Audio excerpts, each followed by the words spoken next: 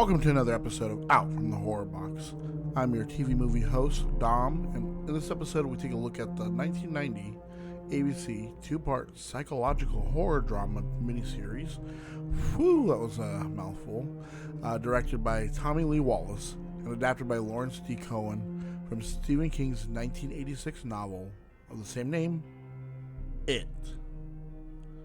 The town of Derry, Maine is the feeding ground for a predatory monster that can transform itself into its prey's worst fears to devour them, mostly taking the form of an eldritch clown calling itself Pennywise.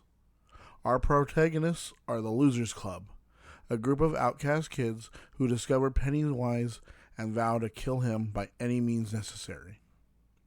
The series takes place over two different time periods.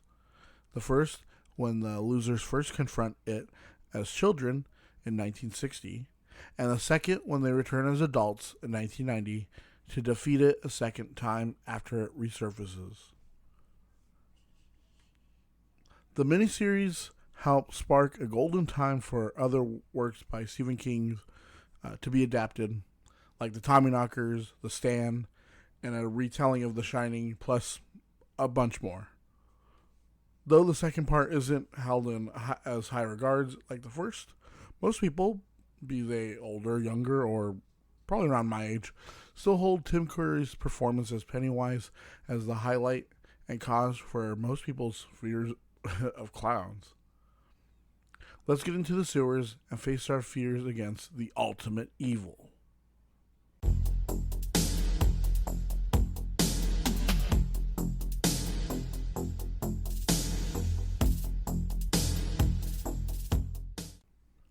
The late 1980s marked a renaissance for Stephen King's adaptations in Hollywood.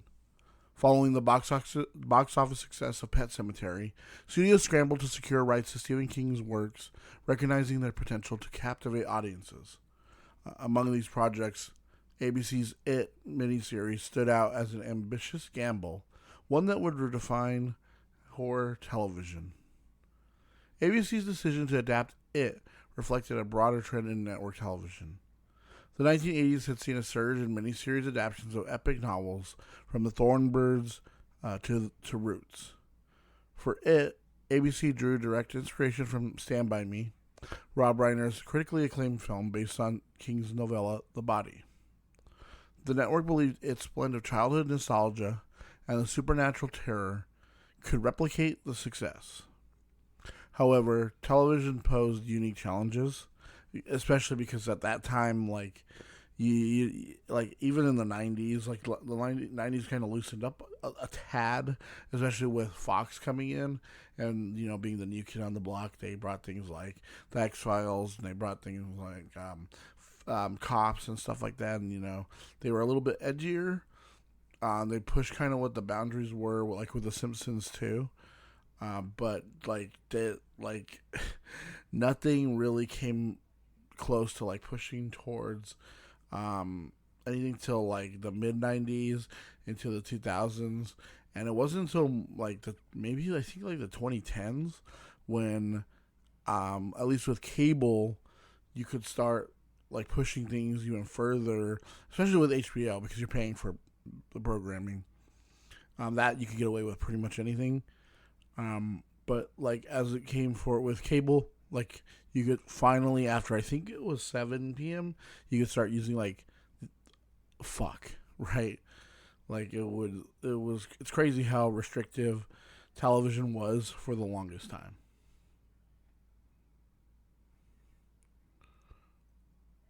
As he wrote in 1983, TV was too institutionally faint-hearted to handle real horror. Its themes of child endangerment and graphic violence seemed especially risky, but ABC was willing to push boundaries. Originally, George A. Romero, legendary director of Night of the Living Dead, was tapped to helm It as an 8 to 10 hour event. Early plans even relocated the story from Derry, Maine to small town Massachusetts, which would have sucked, a detail that would later be scrapped. Romero immersed himself in pre-production, collaborating with effects teams and drafting storyboards, but creative differences and scheduling conflicts arose. When ABC condensed the miniseries to 4 hours, Romero departed, later admitting the shortened runtime would have diluted the story's impact. His exit mirrored his earlier dismissal from Pet Sematary, a project he passionately developed before being replaced. Enter Tommy Lee Wallace, a veteran of horror, director of Halloween 3 Season of the Witch, and protege of John Carpenter. Wallace inherited a script by Lawrence D. Cohen that initially deviated from King's novel, excising the flashback structure and downplaying Pennywise's cosmic origins. Recognizing these flaws, Wallace reworked the screenplay, restoring the dual timeline narrative and amplifying the horror. "I packed in as much of the book's memorability as possible," he later said. His revisions also rebalanced the adult storyline, which Cohen had initially turned into a melodrama dominated by Beverly's abusive husband, Tom Rogan. That would have been boring. Shot over 3 months in Vancouver, it boasted a $12 million budget, double the norm for TV movies at the time, to achieve cinematic scope. Locations like Stanley Park and the Bunsen Lake Hydro Plant double for Derry's eerie landscapes. The production faced logistical nightmares. The infamous blood balloon scene required 22 takes to perfect the explosion's timing. Child actor Laurie Winterbargen, Laurie Ann, filmed her death scene without Tim Curry present. When she later encountered him in full Pennywise makeup, she screamed in genuine terror. The sewer finale forced actors to wade through rust-infested water, risking tinnitus. That sucks. And Tim Curry, ever the professional, lighthearted, grueling shoots like the theater scene by leading sing-alongs with child extras. Premiering in November 1990, it shattered rating records. Welcome to another episode of Out from the Horrorbox. I'm your TV movie host, Dom, and in this episode we take a look at the 1990 ABC two-part psychological horror drama miniseries. Whew, that was a mouthful. Directed by Tommy Lee Wallace and adapted by Lawrence D. Cohen from Stephen King's 1986 novel, proving horror could thrive on network TV. Its success paved the way for future King miniseries like The Stand and Storm of the Century, yet its true legacy lies in Curry's Pennywise, a performance so iconic it overshadowed the novel for a generation. While the miniseries streamlined King's 1,100-page epic, Wallace's insistence on retaining its heart, the loser's bond, and Pennywise's existential dread ensured to its endurance. Decades later, it remains a benchmark for horror adaptations and a testament to the power of television to terrify and enthrall.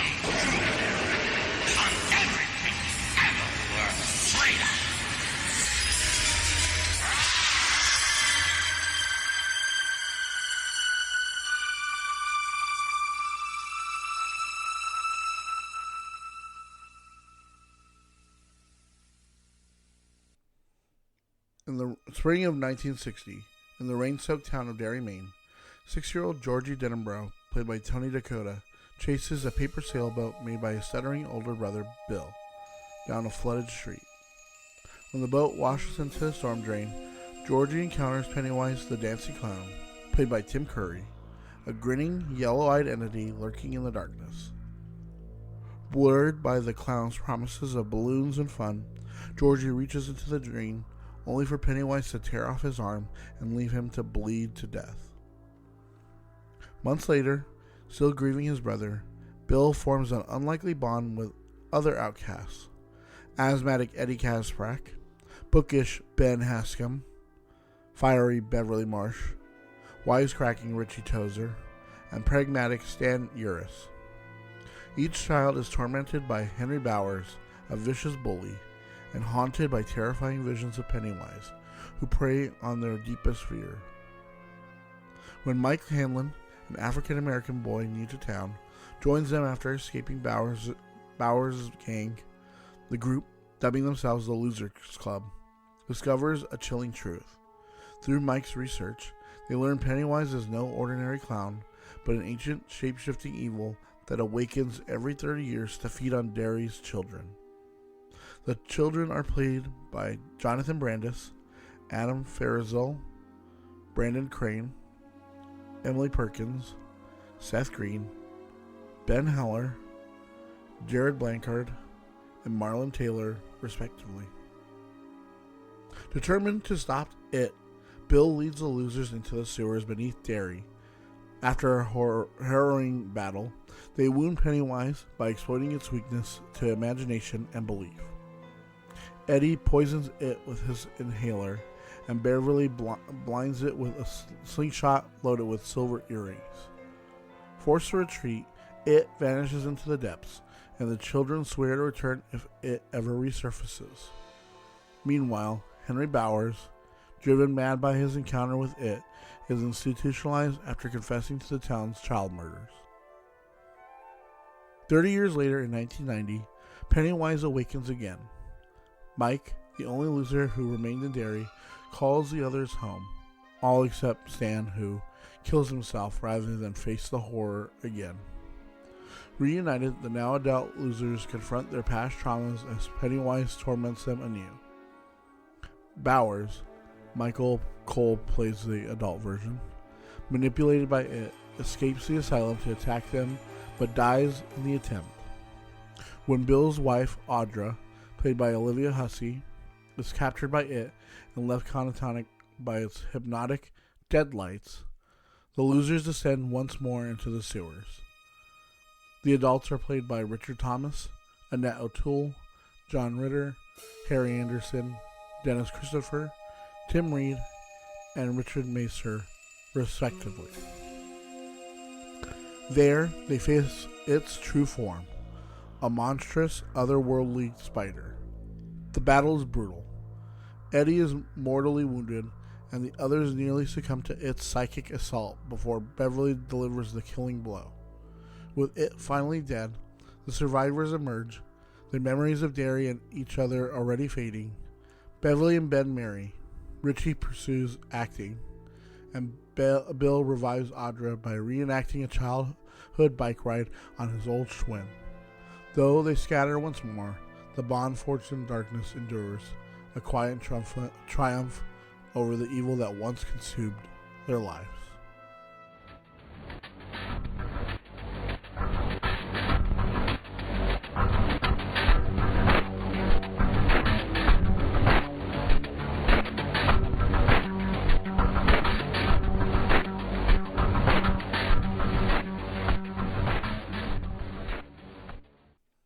Now let's move on to some trivia about the film It and learn some things about the behind the scenes, the production, and the actors.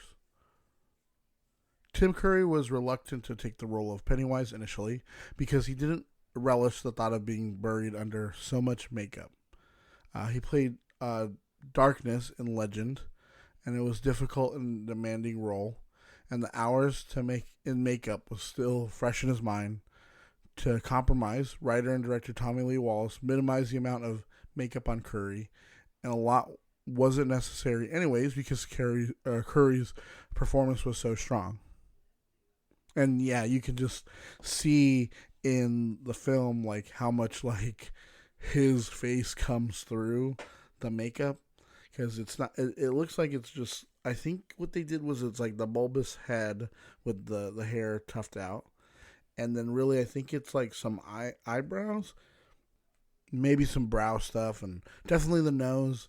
But yeah, if you've ever seen Legend before, you'll know that yeah, he went through a lot of makeup in that. Like there's a whole like horn pieces that he had to wear and stuff, and I know like he got a lot like I don't know, injured his neck, but like I know it put a lot of stress on his neck for a while. Like he couldn't really shoot for a long time in it. Um, I mean, but like his performance just comes straight through, and he's just like he's got like this great face for like giving like like this emotive performance that it works so well for like Pennywise the clown.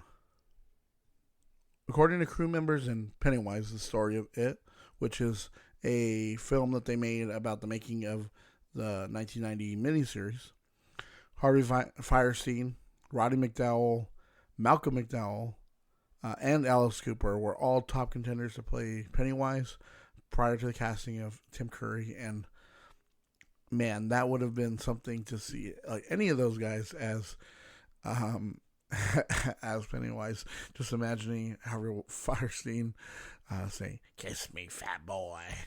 It would have been so funny. Or even, I don't even know. Roddy McDowell, I don't know if he would have done a pretty good job. I feel like Alice Cooper's would have been like a kind of more of a scummier Pennywise. I don't know, like if it would have come through exactly how they want it. I think Malcolm McDowell, I think, is the closest to being like, yeah, it would be kind of intimidating. I think his would be quieter, not as over the top, but just as menacing.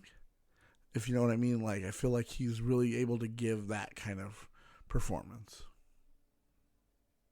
Tim Curry, despite being widely known for terrifying performance as Pennywise the Clown, ironically has suffered a debilitating case of chlorophobia, which is the fear of clowns, most of his life. His contract explicitly stated that while on set, there was to be no reflective surfaces within sight of him while he was in makeup, and a makeup tech was nearly fired for having a makeup mirror in his hand while Curry was having his makeup applied, which is kind of honestly, I'm like, good for you, dude, because I don't know if I'd be able to, like, I have a terrible fear of heights. I don't know if I was shooting something, if I could overcome that for a shot. I know I haven't done it before, so I don't know if I do it before in the future. Probably not. Like that's some kind of commitment right there, dude. Like you have a debilitating fear of like the thing you're dressing up as. That's crazy, dude. Like just imagine like he didn't even. So then like, has he watched his performance in it? Probably not. I know now he suffered a stroke, like a really bad stroke, a few years or a while ago. And I know he stopped acting for a little bit. He came back for a film just recently, but he's been in a wheelchair for a little bit, and it's kind of sad because it's like he's such an amazing actor. Like I just think back to like, like Rocky Horror, It, Congo. Just he's like Nigel Thornberry. It's crazy that like this man is able to like he had such an impression on like this one generation, and it's crazy that like when he's gone, it's gonna be really sad. It's gonna be really sad. Tim Curry has less than 20 minutes of screen time across 3 hours and 7 minutes. Isn't that fucking crazy? Like, he's only in this film for that amount of time. But, like, what I love is that, like, his performance is so good. He made it his own, and he didn't. And like you feel him in the rest of the. When he's not there, you feel him there. You know what I mean? Like, you can feel, like, this dread of like, am I safe in this town? Am I safe going here? Am I safe going there? And even though he's only in like 20 minutes of this, that's crazy. That like, and he had like just like every like thing about this film I think about like mostly his performances, and that just goes to show you how well he did with this. He was like, I'm gonna take this, and I'm gonna make it the best. Early in the second episode or the second part of the miniseries, Mike Hanlon tells Bill that there was some kind of force guiding us that summer. I don't know if it came to help us or if we created it. This alludes to the more complex narrative of the novel, where it is explained that the turtle is like a creator, guardian, whatever of the universe, and the turtle is actually working through the children, giving them power to defeat it. But it's also more than just the turtle. It's also like this force that's above the turtle, probably that's outside of the turtle, and I wish they would have at least kind of made a reference to it. They do in the newer adaptation, which we'll get to when we get to that. But I wish they would have threw in some of the weirder aspects from this, especially like talking about how it came from like the macroverse or something. Especially when you get to the end and you're like, it's a spider? Like, what? Why? Like, it doesn't really explain any of that. It does explain, like, I mean, it doesn't explain the deadlights either. Why is it the deadlights? Like, what are the deadlights? This and that. And it's like, I think the new one moved heavier into that. But, like I said, we'll get to that when we get to it. But just speaking of what's different, let's get into the differences between the miniseries and the source material, the novel.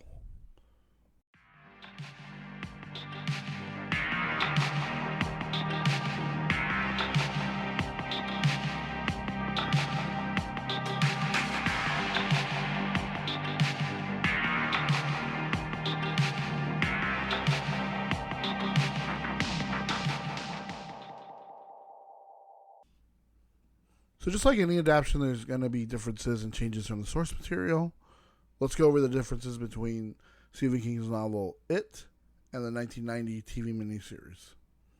So there's some structural changes. The tone and violence is adjusted a lot. There's alternates between the losers as kids and adults in the novel, where it kind of starts off in the past, goes to the present, goes back to flashbacks with each character kind of showing where they as the summer came together, and then it like as you get closer to the end, it like flashes back and forth, back and forth. And it excludes like a lot of the history of Derry. It simplifies them into like obviously two parts: the parts of the kid and the parts of the adults, and cut a lot of the town lore stuff that like we learn through like Mike's interludes, where he talks about like the history of the town and how like it's been here for forever. It's been here since the dawn of time. The extreme graphic violence is tamed for TV, obviously, especially like the child orgies, the brutal murders, the detailed gore. There's less blood and just a lot of implied violence. Georgie's death happens off screen, and I was reading up on that too. Like they couldn't even show him like rip the arm off. They had to like kind of a lot of it's implied. I think that kind of helps to it towards it, especially for a miniseries TV. Is a lot of it's implied. It's kind of like the thing with Jaws, where because the stupid shark wasn't working the way that they wanted it to, so they had to make it like, oh, well, it's implied that the shark's there. It's implied this. We're going to hide this. We got to hide that. There's omitted characters and subplots. So Patrick Hockstetter, the psychopath who hangs around with Bowers, is entirely cut, along with the fridge that he has of like the dead animals. And thank God they didn't show that, right? The ritual of Chud, the metaphysical battle between it, is replaced with like a generic power of belief, especially in the climax of the first part. But then the second part, it's more of a physical battle with it because Eddie, he does use the power of belief, but it like only works so far. And then like when they rip its heart out and stuff, which they did. What's his name? Bill does that in the novel, but it's more like after he's fought it in this like ritual and like in this other space in the macroverse and stuff. If you're at this part in here and you don't know any of that and you haven't read the novel and you've only seen the miniseries, you're probably like, what the fuck is this guy talking about? We'll get into it in the final part. Pennywise's nature, it is a cosmic entity from the macroverse, taking the form, its actual true form is the Deadlights, and it takes on the form of a giant spider because that's as close as our minds here in our plane of existence, what we can comprehend. That's it. That like we can only comprehend as this giant spider. That's the closest our minds can come to without breaking and going crazy. Because its true form is incomprehensible. Its cosmic origins are downplayed a lot, and the spider finale feels more like a generic monster, which I think that's kind of what they were kind of going for. I think at one point they wanted to make it more where like I think Pennywise turns into more like the things that they fear more, like kind of like throwing different masks on to try and like throw them off. But I don't know if that would have worked. In the end, the adult losers lose their memories of Derry and each other after defeating it in the novel. But we get a happier, more upbeat ending where I think they forget, but not as like wildly and bad and like completely badly as they do in the novel. The novel, it's like crazy, like soon, like he can't even remember like Eddie's last name and if he had like asthma or like a club foot. And then like there's even parts where like Mike's talking about how his notes, like the ink is just like disappearing in like all the notes that he took and he wrote down. It's crazy. It's crazy how like it's just like, oh, it never happened. Plus then we also in the novel we get like that the whole town is just like destroyed. That downtown falls in on itself. The standpipe like explodes. There's a clock that explodes. There's some minor characters that end up dying during like because there's a storm happening while they're killing it. Some missing iconic sequences. The entire sequence of the group going into the house on Neibolt Street. There's a haunted house mentioned, but it's really like I feel like they changed it around and they didn't really explicitly say it's the house on Neibolt Street, and that was one thing where, and I'll talk about in my final thoughts. After reading the novel, I was like, man, I wish they would have put this in there. Henry Bowers extended rampage as an adult. Like he goes around in a car driven by his dead friend, and there's a little bit more to him killing everything, killing people and attacking people, and it's a little bit more extensive than like what the miniseries shows. And then again, the turtle just completely shut out, and I don't know how you would have done that on TV on a TV budget like at all, even on a like film level budget. Even I mean nowadays you could probably do it, but I think people would be like, what the fuck am I watching? But yeah, so those are some key differences between the novel and the miniseries.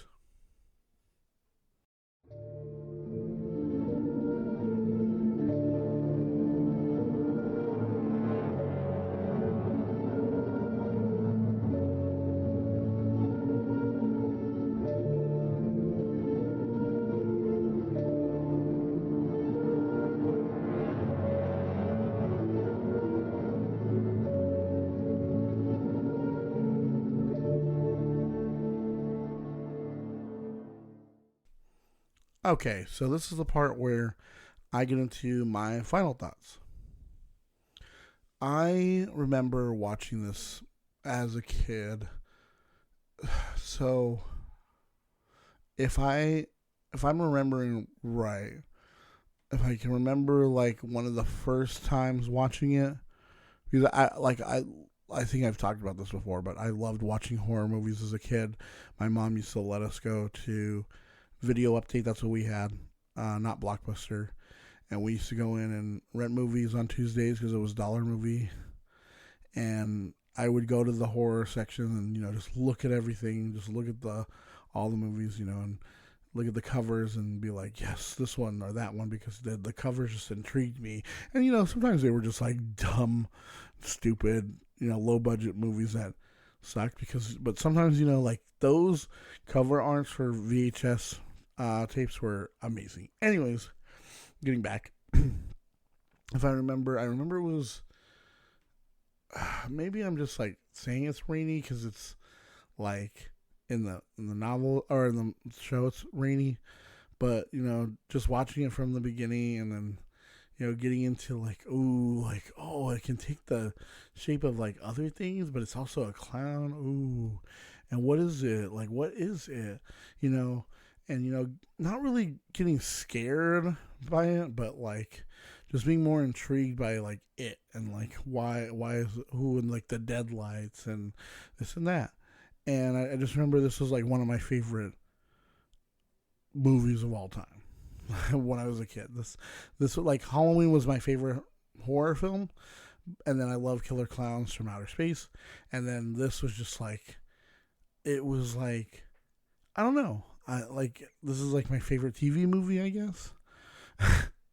But no, it's just like Tim Curry's performance, amazing, and honestly, like Richard Thomas does a pretty good job. Olivia Hussey is great in like the little part she plays as Audra. John Ritter is great. Jonathan Brandis is it's crazy because like, okay, like Seth Green too. So like watching him and then seeing him like as I grew up, and then he came back in like Idle Hands, and then he was in like Austin Powers, and then he was in like other stuff like growing up, and I'm like, it's the kid from It, and like Annette O'Toole, and I think when I'm like going back and I'm like thinking about it, I'm like watching it, I'm like, oh, okay, so this is why I like this type of girl, because it's like Annette O'Toole. She's just like so pretty and she's beautiful, and also Emily Perkins. I never knew her name until I was like looking it up and like researching it. She plays the younger Beverly Marsh, and I think I was like in love with her too. But now I'm like, oh yeah, Annette O'Toole. That puts a lot of pieces together for a lot of the women that I'm attracted to. But getting back to it, but like the standout, obviously, Tim Curry.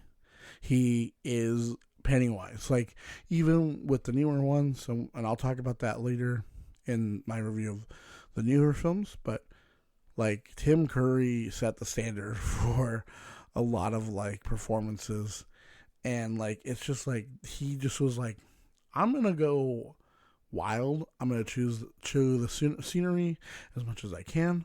I'm gonna make this thing my own. I'm gonna, it's gonna be the most memorable performance of all time. And I've already given 50 memorable performances of all time already before, and it's just gonna stand out amongst all the other ones. And I'm here for it 100%. I love Tim Curry in this movie. He's barely in it, but he's the star of the show. He gives you everything you want.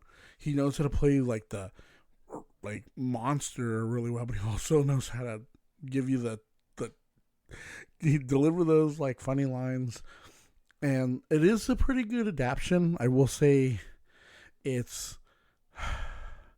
it does lack because, eventually, I heard what it was missing from like my mom and my brother and people from my school who had read it, and they talked about all these different things that were in it that were in the novel that were not in the movie, and and I was so intrigued by like, what is the house on Nebold Street? Why? What is this thing about the ritual of Chud? Like, what is the turtle? Why? So when I wasn't a big reader for the longest time as a kid. But when I got into high school, I wanted to get into reading. And so my mom was like, just pick a book and, start reading it. So I decided to read a tome of a novel, and because I was so intrigued by the differences in the lore and everything, because I looked this up because like Wikipedia was a newer thing back when I was in high school. And like looking up, like constantly going on Wikipedia and like constantly like clicking these like different links and stuff, and like learning and like going on Reddit and reading about like these different things about it, and like watching like I wouldn't say YouTube videos because YouTube was a newer thing too.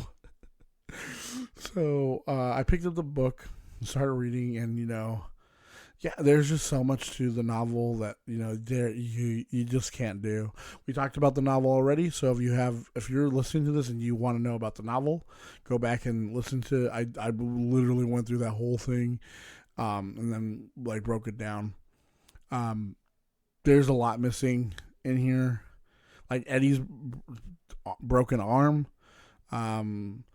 Like Eddie's married in the novel. Let's see. Tom is more of a character than in this. Like he gets one scene and that's it. And there's just so much, and like it's like the one thing though that I'm glad that they were like, yeah, maybe we shouldn't adapt that, is the child orgy sex scene. It's not an orgy. It's just Beverly takes each of them one at a time and has sex with them when they're children. And I don't think you want to adapt that. I don't think you want the legality of that at all in there. So yeah, I'm glad that they didn't try and get that squeezed in there. And honestly, one thing that it wasn't until years later when I put two and two together that I was like, wait, this is Tommy Lee Wallace who directed.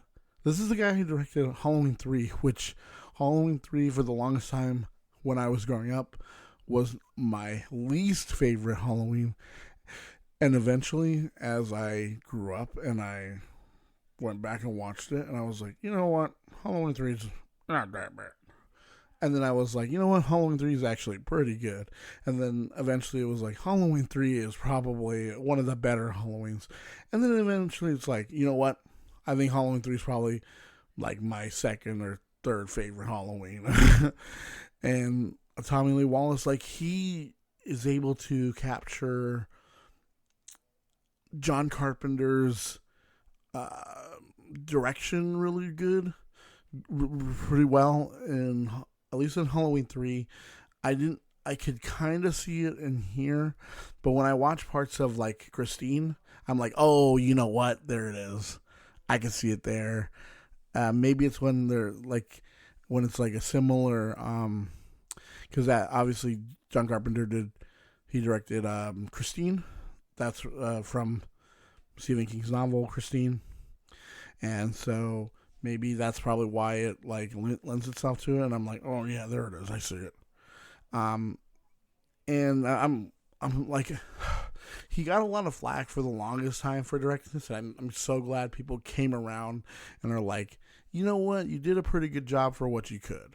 especially in the late 80s, early 90s, with what you could do on television, especially ABC, when ABC wasn't that great of a network. It was like, this was a slow decline through the 90s, because it wasn't until the late 90s when Disney ended up buying it. And then obviously with like in the early to mid 2000s, like Lost, and ABC came back, its ratings started going back up. um, but yeah, it had to compete with things like I said, like Fox. They had the X-Files, they had the Simpsons, they had they were the New Kids on the Block, they had Cops, they had like all these, they had Married with Children, things that were like already like pushing the edge of the boundaries in like in 90s, like in the late 80s, early 90s way it could. And yeah, I love this miniseries so much. It's probably one of my favorite of Stephen King's adaptions. Not my favorite one, but it's a pretty good one. Like, I think that, like I said, like they captured the spirit of the kids really well. They capture the spirit of the adults pretty okay.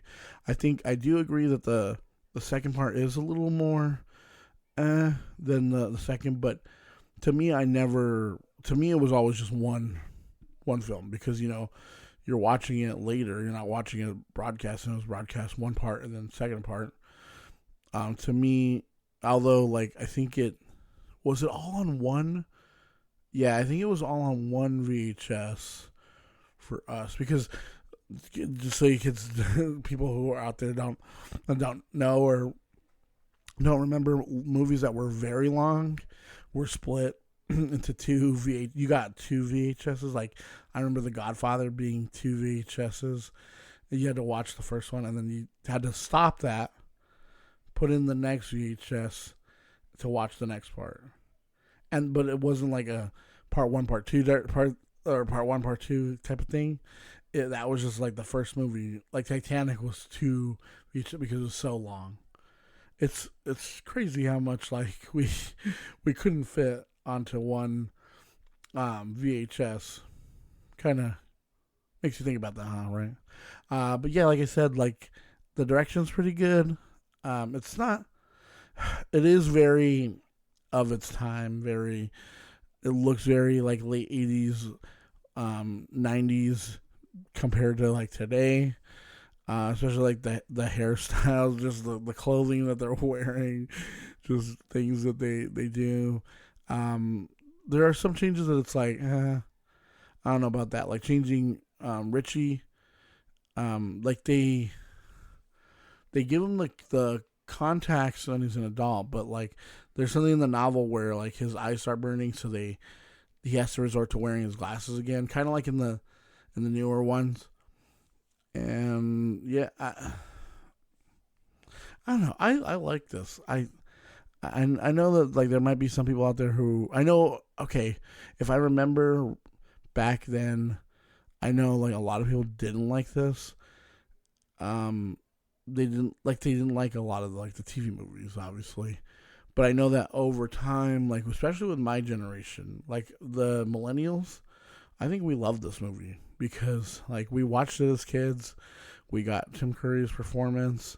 Honestly, I think we all just like we were all just subject to like, you guys can do whatever you kind of want. Like, not like Gen X where they were just like literally left alone. But we were just kind of like, here, just play with your Nintendo and watch some scary movies. And that's what we did. And I love it. I'm trying to think of just anything else I could say, and yeah, despite the fact that like, yeah, like they cut out things like, especially with like Adrian Mellon, they cut that out. They changed it to more of like, oh, there's like kids that are going missing again, and this and that, and like, I don't mind that. I think some of these things that they changed because you just can't film that, or you couldn't film it at the time, especially if you tried to film something that was conscious of being like hating like gays, which would have been fine, I think, but like you kind of also are trying like to make them feel a little sympathy for the gay person. I think that's probably why back then it probably would have been like, we can't have sympathy for gays in the early 90s. Yeah, this is an anomaly. I think, I don't know if we'll get anything like this again, because nowadays we don't have TV miniseries like this, like these kind of event movies on like the, what do you call it, the not the cable channels, but the regular old TV, because like, especially because like Lost kind of helped to change things. Twin Peaks helped to kind of move things to be more cinematic. Game of Thrones, The Sopranos, Mad Men, all these things kind of changed the game for the way that we do these kinds of things. So now we do it all through streaming. Like one big event was a couple years ago was like Fear Street. Fear Street had 3 films come out 1 month after another, right? Or was it 1 week after another in the same month? I think it was that. But we kind of got like this cool like special event on Netflix, like we would like before. But it just doesn't, like, to me. I liked that. I thought it was a cool throwback, but it just doesn't hit the same where you're waiting week to week, or maybe sometimes like 2 weeks. Like, man, watching TV has changed so drastically over the years. It's ridiculous. Like, you guys really don't have any idea unless you lived it, where you had to sit and like you watched an episode. Oh, you missed it. Oh, you missed it. You gotta wait for reruns. Crazy. But yeah, I think I'll give it, the miniseries, it. I think I'm going to do 3.5. 3.5 stars, just because, Tim Curry's performance was a little bit over, but it's still not, I still don't think it's like top tier or anything. I think if you were to say like, of like the Tommy Knockers or The Stand or Storm of the Century, or what are some other ones that are, or like Desperation, like what's your top one? I'd probably be like It or The Stand. Those are probably the better ones. They actually put a little bit more effort, I think, into it than, just like, let's just adapt it. So, yeah. What's your favorite Stephen King miniseries? Did Tim Curry's performance scare you? Did you enjoy this adaptation of the novel? I definitely loved this as a kid and still love it now. We want to thank you all for listening, and if you like what you hear, please subscribe to get every new episode downloaded. Do you have any personal or fictional, paranormal, supernatural, or unexplainable stories? We'd love to read them on the podcast. Please send your stories, recommendations, or anything else to horrorboxpodcast@gmail.com.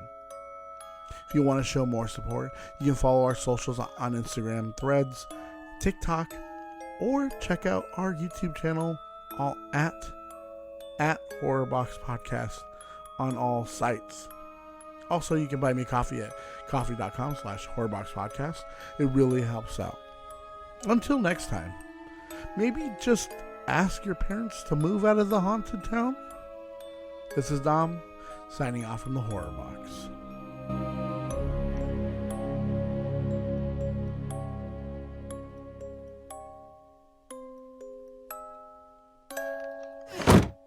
My dad says there's no way to date this one. He says it's probably from the earlier mid-1700s, when Derry was a logging town. Hold it.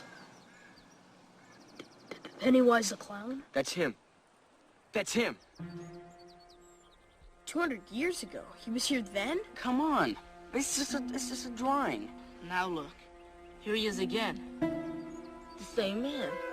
It's not a man. It.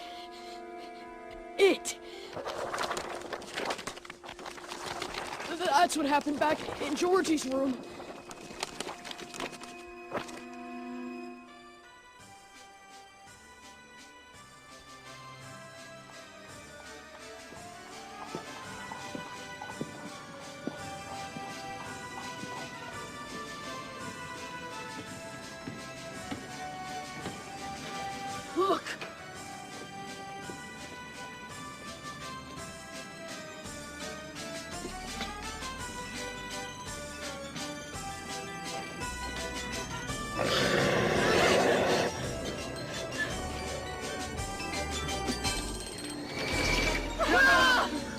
kill you all. I'll drive you crazy and I'll kill you all. I'm every nightmare you ever had. I am your worst dream come true. I'm everything you ever were afraid of.